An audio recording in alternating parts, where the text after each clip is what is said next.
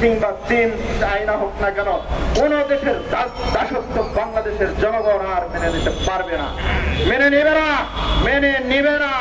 প্রয়োজন হলে পাল্টা আবার আরো একটি যুদ্ধের ডাক দিবে, তারপরেও ভারত কিংবা কোন দাসত্ব মেনে নিতে প্রস্তুত নয়। ধন্যবাদ।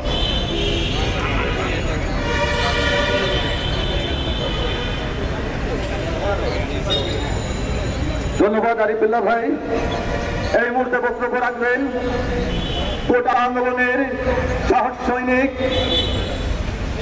মোশাররফ হোসেন, বিপ্লবী নেতা মোশাররফ হোসেন।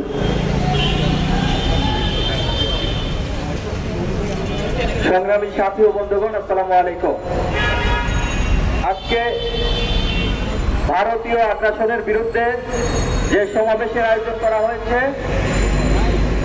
এই সমাবেশে উপস্থিত সম্মানিত সভাপতি, প্রধান অতিথি সহ নেতৃবৃন্দ, সবাইকে আমার পক্ষ থেকে আন্তরিক শুভেচ্ছা।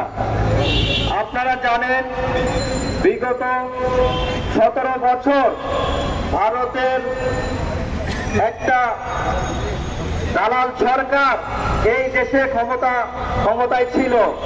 তখন ভারতকে হাসিনা বলেছিল, ভারতকে যা দিয়েছি তা সারা জীবন মনে রাখবে।